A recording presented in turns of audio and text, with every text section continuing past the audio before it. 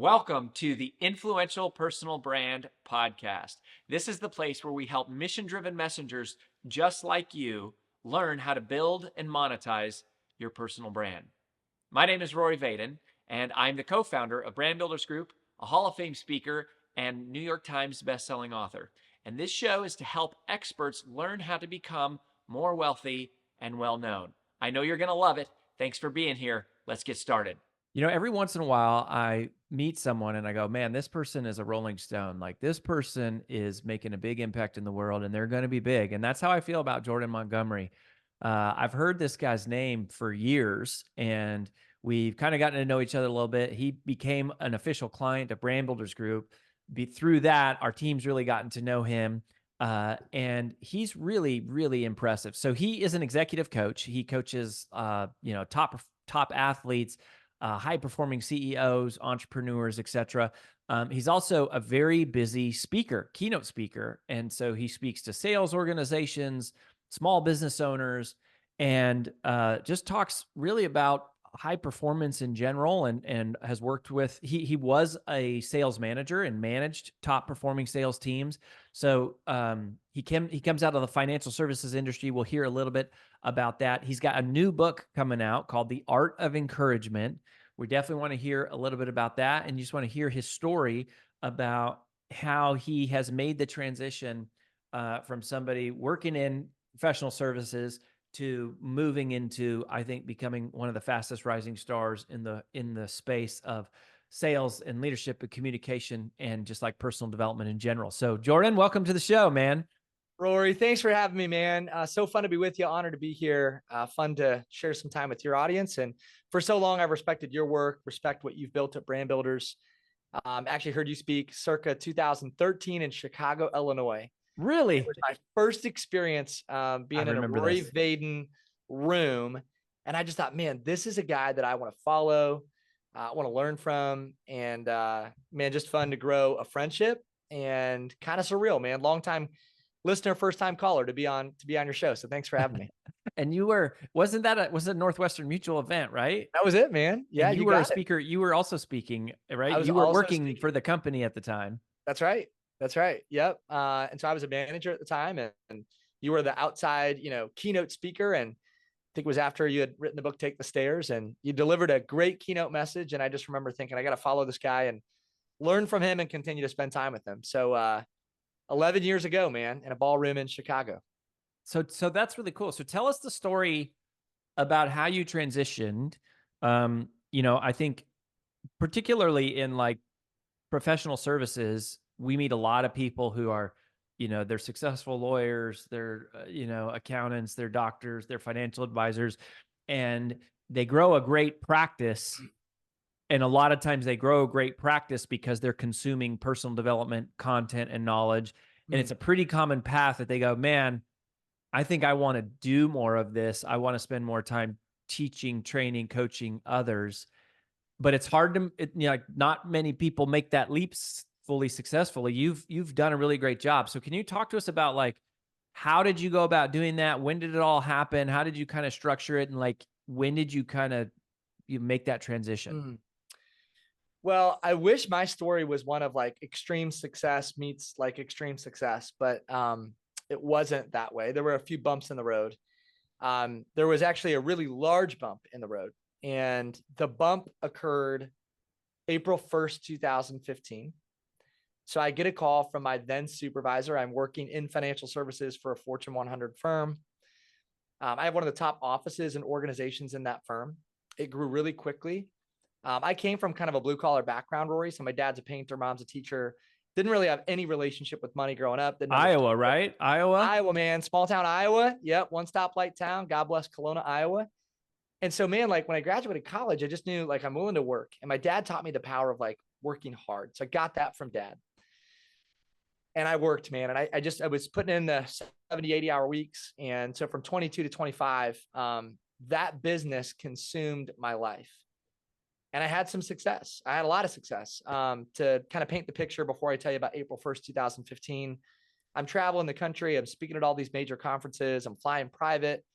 I'm the closing keynote speaker at a lot of major industry events. Matter of fact, I was the closing keynote speaker at one of the largest industry events. It's 15,000 people, sold out NBA arena. I am living in like the proverbial penthouse. But I had an issue, Rory. I was overexposed and I was underdeveloped, meaning my character wasn't really keeping pace with my influence.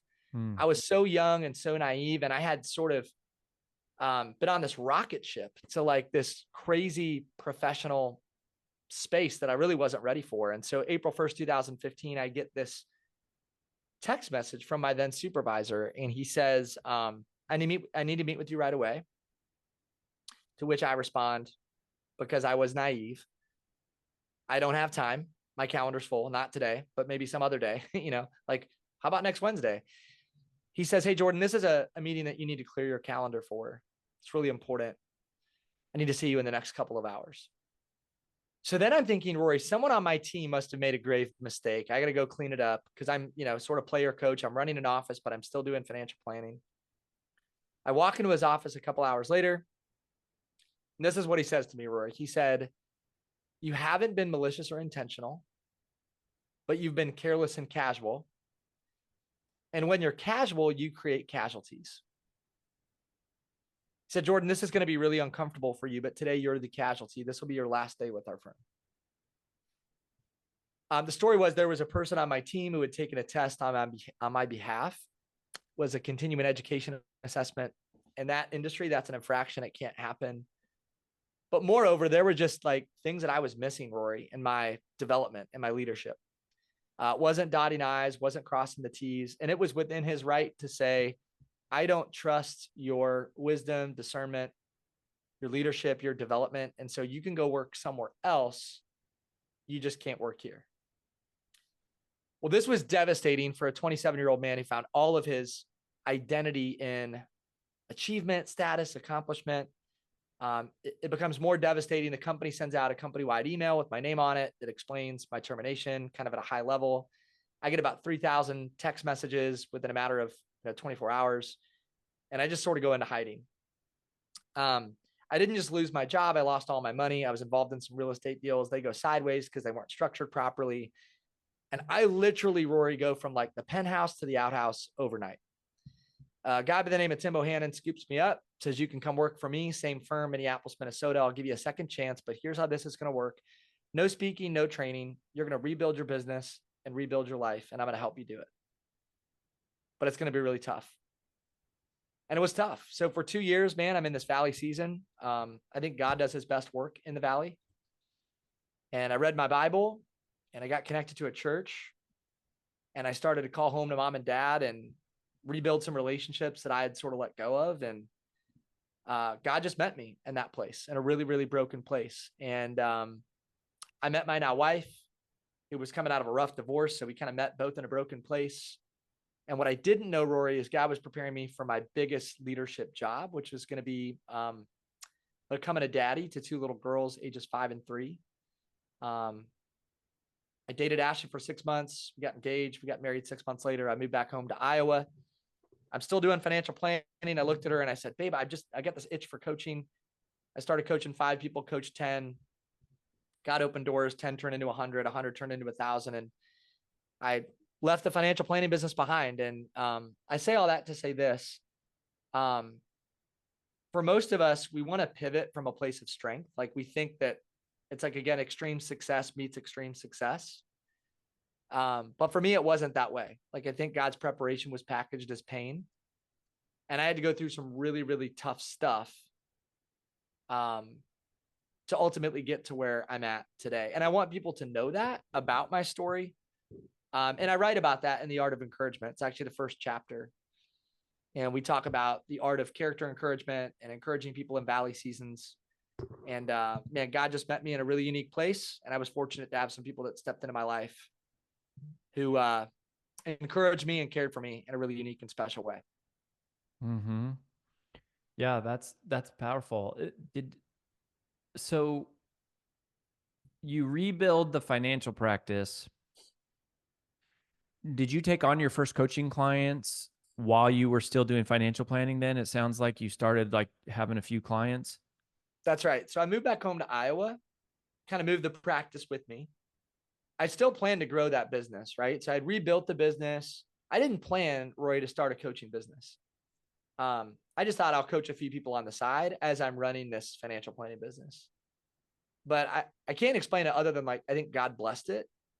But I think I also had to be humbled. Like there had to be something in me that changed for me to really be ready to do that work at a high level. And so it's that old adage that like sometimes God has to do something in you before he can do something with you. So I think he just changed my spirit, my empathy, my compassion, my heart for people, and then blessed it, man. Like, yeah, today we get to work with pro athletes and high level CEOs, and we got a team of 22 people who does this work at the highest level around the country. And it's been a real joy. Mm-hmm. So how did you, so walk me through that. How did you go from, I got a few clients on the side, which I'm assuming are mostly like referrals and friends of friends that you probably met through your financial practice, right? Just like your family and then those people.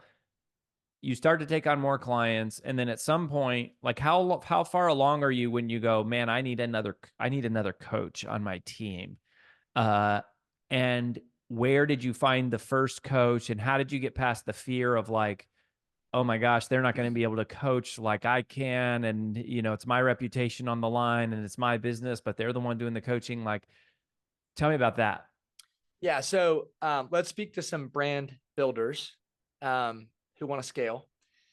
And we didn't do everything right. So full disclosure, there was so much that I did wrong, and there's things that I would redo. But if there's one thing that we did right, it's that I think I was willing to let go early on and trust and empower some other coaches. And I'm really proud of that. I think for so many of us, we can be control freaks as type A, leaders of people. But I realized early on, like, unless I'm just going to sell my time and fill every slot on my calendar and live sort of a miserable life that's totally consumed every hour of my day by work, I'm going to have to figure out a different way to do this. And so, Rory, I just started connecting with other people who do some coaching. They were established leaders who wanted to take on a handful of clients. And we sort of just organically grew the business. And I wanted to make sure that I over-delivered in every situation. So we had a really referable brand. We grew our business through word of mouth, scaled a team, but I let go early. And our friend Craig Rochelle says this: you can have control or growth, but you can't have both. Mm-hmm. I love that quote. It's so good. Giving up control was really scary. But I learned to just sort of step into the pain of being less than excellent. I didn't have all the answers. I just realized that I needed to build the plane as I fly it. And I had to do that with the help of other good people. And also that there's other people that had expertise that I didn't have. And so, yeah, letting go early was for sure a key move for us. Mm-hmm. And so you bring those people on just as contractors. They're people who had their own coaching business, and you're just contracting. Yep. So they're all 1099 independent contractors. Some of them have 40 clients. Some of them have 5 clients. Some of them will speak 50 times a year. Some of them will speak 5 times a year. And so they're all different in terms of their capacity, their background, their skill set. But I wanted to build sort of a robust team where, from a personal development, leadership development place, we could help and equip just about anybody in any situation. So if somebody comes to us and says, hey, I want to coach, I want to grow my development. In most cases, we have an answer. Not always. And I certainly don't have the answer, but because we have a team, we're, I think, uniquely equipped to help a variety of people. Mm-hmm. And so how did you get your clients, right? Because I think that's the other part, is to go. I mean, that's what most people struggle with, is like, you had enough clients early on that you were bringing on coaches. How are you getting your clients? Okay, so I'm going to say this tongue in cheek because this is the Brand Builders podcast, right? And we're talking to people who want to build a brand. So you should build a brand, but you should also just be really, really, really good at what you do. I was having this conversation with John Maxwell the other day, Rory, and he said, so many people come to me because they want me to like put my stamp on them. They want me to sign off on them or help them kind of build their name or thrust them out into the world and give them a bigger platform. And John said, I can do that in some cases, But what happened to just being really, really good at what you do? Like you said, a lot of young people should be worried less about like their reputation and brand and more concerned about being really good at what they do. Now, this is the Brand Builders podcast. So Rory, you're thinking, okay, hold on. Like we still want people to build a brand.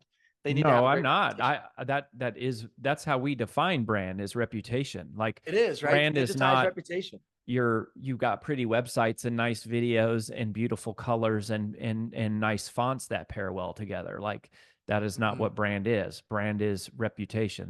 That's how that's the core of how we find define it. So like I'm amen. I think I'm behind that 100%.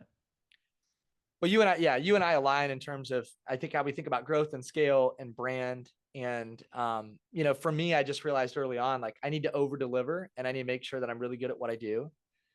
And we'd ask for, an endorsement, a testimonial, a connection, an introduction. But I think it was really through being good at what we do and developing reputation that allowed us to scale. Mm-hmm. And then is that still now like if you've got a team of 20, that's a lot of people to feed, so to speak. That's a lot of clients to be generating, keeping up. Is it basically just you've been able to build a culture where everybody is doing that? Or have you been able to build your personal brand to a point where there's enough runoff and wake from that you're able to kind of like put them in with the team? That's part of the reason that we're working with brand builders, full disclosure, is because we have a lot of work to do and we have opportunity to grow. And I would say, yeah, a lot of what we've done is, we built the brand around me, which is both good and bad. But I think, again, it's got to be less about me and more about the company. And I think we're in that transition phase sort of right now, transparently, Rory, of figuring out like, how do we move this away from Jordan and more towards team? Because we're fortunate that we do have a lot of just inbound inquiries based on building reputation and brand. But then there's some strategy that goes into it as well. We host some webinars, we do some live events, virtual events. So we've been really fortunate to spin off opportunity from that. And then when those opportunities come in, my brother, who's the director of coaching, sort of filters those opportunities to the appropriate team members. But we have a lot of work to do. I think we're just getting started in so many ways in terms of what God's called us to and what we hope to eventually build. Now, you've also done speaking. So simultaneous. So you've built a great coaching business, which I love. And I love the coaching model because I think it applies massive value to the customer quickly. It applies real significant, meaningful revenue to the coach, and there's a scalable opportunity and I think great content comes out of great coaching conversations and all that. But then speaking is very different. That's a very different skill set. It's a very different business model. It's like more of a B2B where coaching is like business to consumer. Speaking is like business to business. Coaching is one-on-one. Speaking is one-on-many.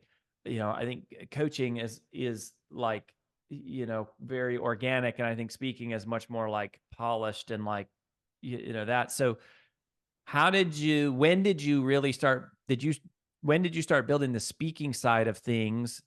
And how fast did that take off compared to the coaching business? Well, they're uniquely tied together. To your point, I would speak, and then because I spoke, I would naturally have, inquiries on the coaching side of the business. And like any other speaker, just like you, Rory, like I've become more selective over time on what fits and what works. In the beginning, though, if I'm talking to some folks who want to speak, or maybe you're doing some speaking and you're trying to scale that business, like I would just go back to be good at what you do and also be willing to do stuff either for free or for very little. If there's one thing I'm proud of, like when we started that business, I'd speak and I'd speak to small groups. I'd speak to churches. I'd speak to youth sports teams. And I never, was never too good for that.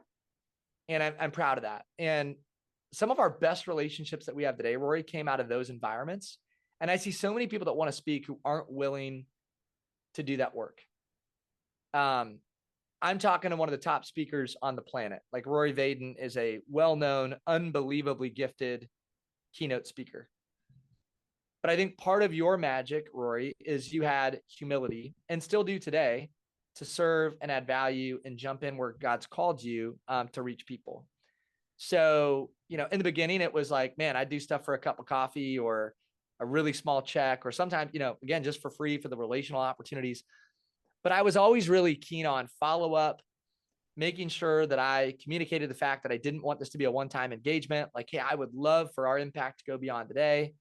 I would love to better serve your organization in a deeper and more intentional way. And so we had a really strategic follow-up process to engage with the company beyond the stage. And I think that's where so many speakers go wrong, is they come in for an event, they get a $25,000 check or whatever the check is, they feel good about it and they move on. And there's really no process for engaging with that culture or with that group of people in a deeper way. So for us, that became a big part of growing the company, is making sure that we had a follow-up process that was really dialed in. Yeah. I mean, that's speakers are classically known for like, come speak, hit the road and gone forever. And, Easy. I mean, yeah, there's a big opportunity for sure that they miss out on. And frankly, I think some businesses, they just hire speakers almost as like entertainment and never really go, if I like this speaker, why don't I commit to working with them to actually install the systems behind what they're teaching? So companies sometimes perpetuate it too, because it's like they think of speakers as more like entertainers than they do like actual people that significantly move the organization.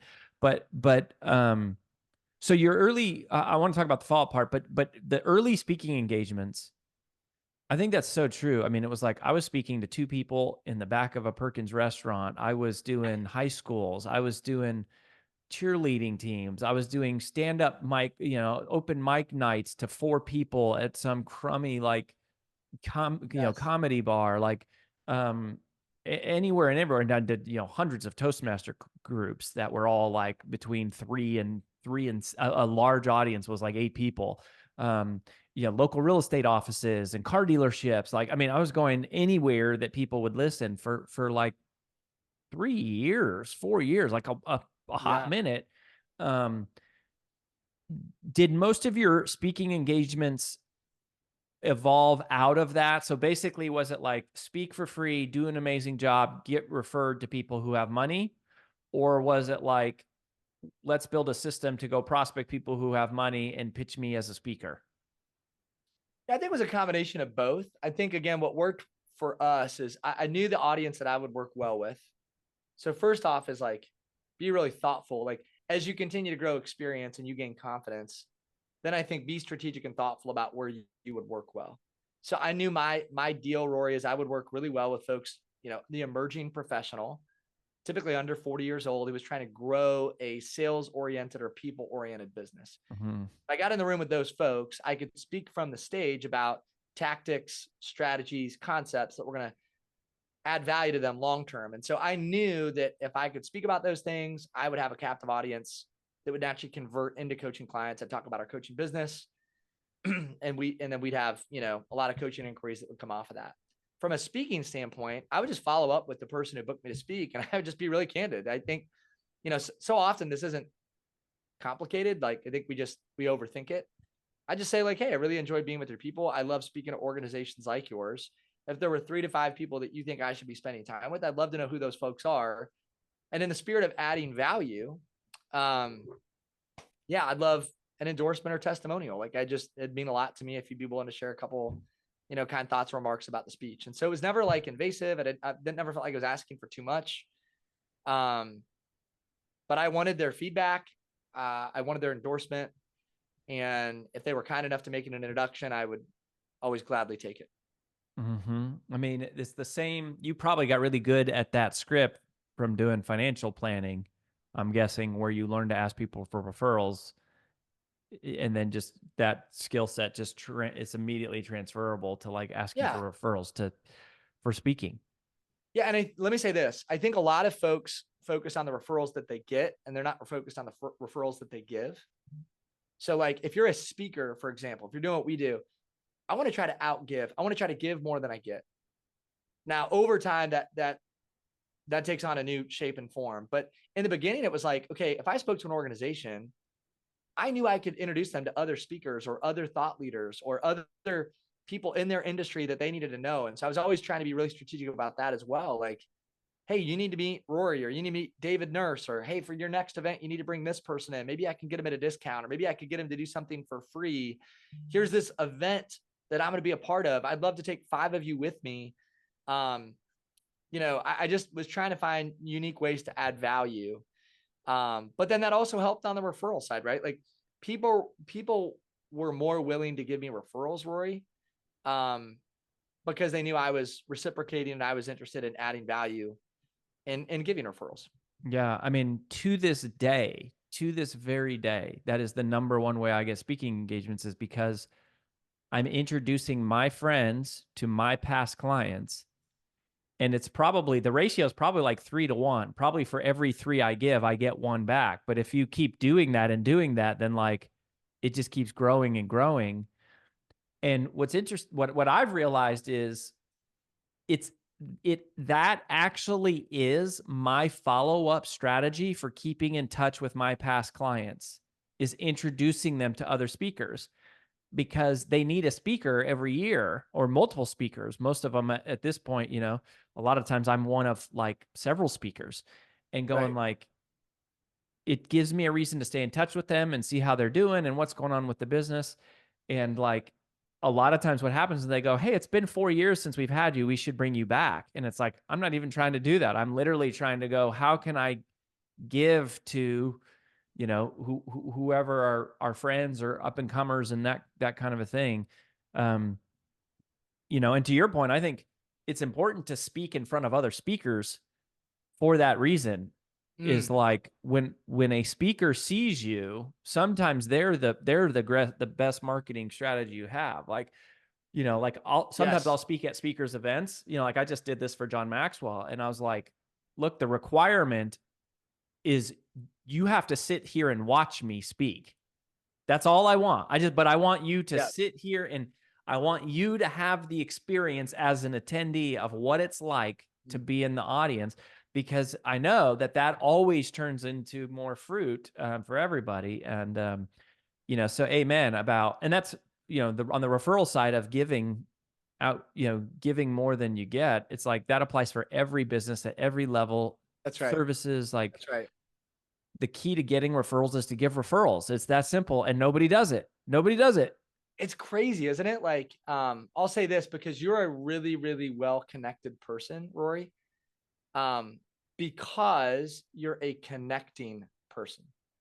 So like, if you're listening and you're like, man, I want to be more connected, then start connecting, because connecting people are connected people, and connected people are connecting people.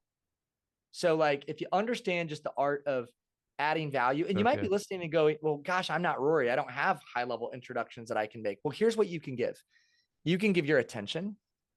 You can give your time. You can give your empathy. You can give your counsel. Like, it doesn't always have to be an introduction, but just get obsessed with giving and adding value to people, over delivering. Somebody says, hey, what do you look for in a new hire? Like, if you're going to hire somebody in your organization, what do you look for?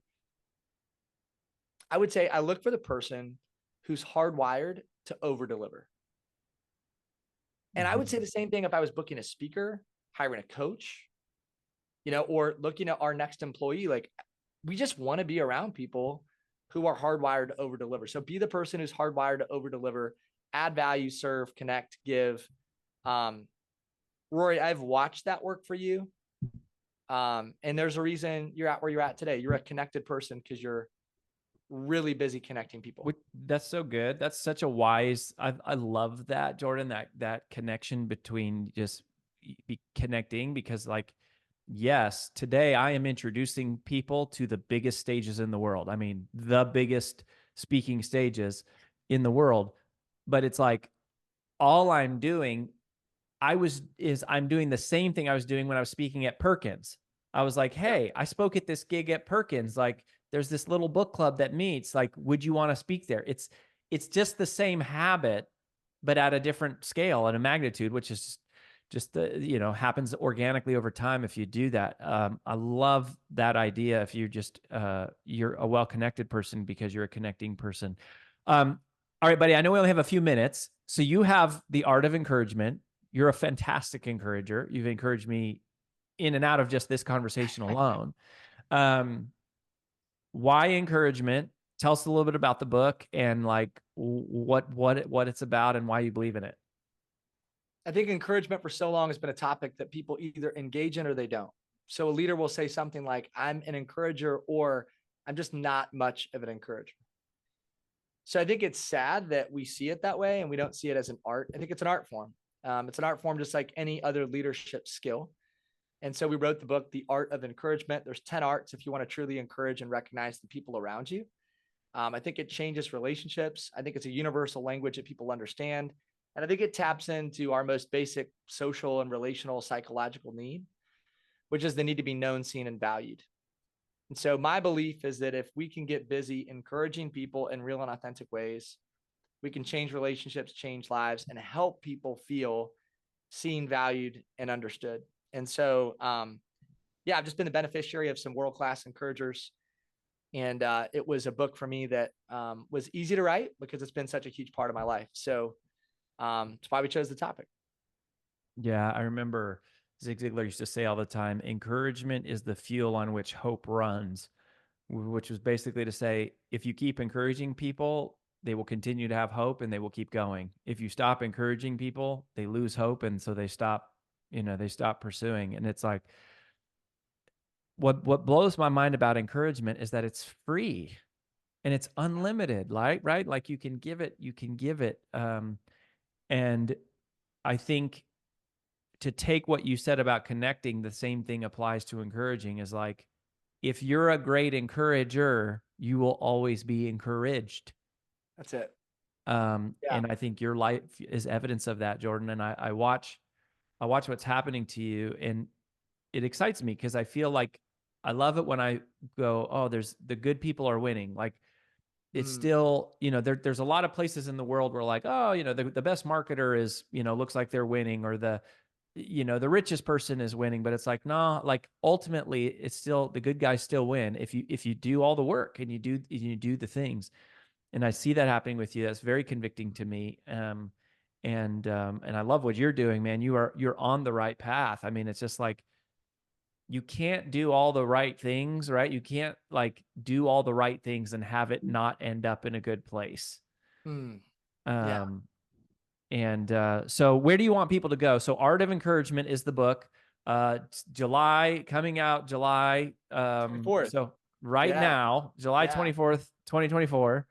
And where do you want people to go to get the book? Because you got some bonuses and stuff that you're giving away, yeah? Yeah. Go to the artofencouragementbook.com. You can register for a free webinar. John Gordon, Ryan Leake, David Nurse, and Jess Ekstrom, we'd love to have you. That webinar is taking place on July 12th. There's some other freebies, and we'd love to hang out with you, get to know you better, have you a part of our community. But order the book. We'd love for you to read it. We'd love for you to share it with a friend. I think this is a universal language that the world understands. And to your point, Rory, it's free to give. Our listeners, I'll leave us with maybe this final question. John Maxwell asked this question one time. He said, how do you know if somebody needs encouragement? Like, how are you to know that? And then he answered his own question and he said, they have a pulse. Like the world needs encouraged. I don't care if you're the most successful person on the planet or the least experienced person in your industry. You need to be encouraged. And I do think it's fuel. And we'd love to help people with that. And so, go to the website, artofencouragementbook.com. We'd love to have you for the book launch webinar on July 12th. Book drops July 24th. Rory, God bless you. Appreciate your friendship, man, and all the help that you've offered. Let me say this. Your company is top notch. You communicate at the highest level. You follow through, you touch base, you connect. Like what you're building at Brand Builders is so significant and so special. We will work with you until the end of time. Because we just feel cared for, valued, seen, understood. And again, the fact that you're having me on this podcast is just more evidence of the way that you care and the way that you show up for the people that you work with. So thank you, man, for your support and your friendship. Really means a lot.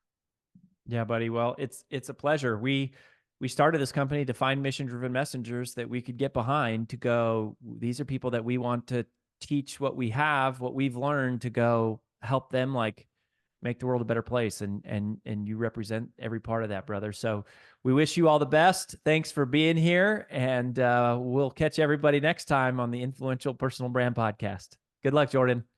Thanks for having me, Rory. Be well. God bless.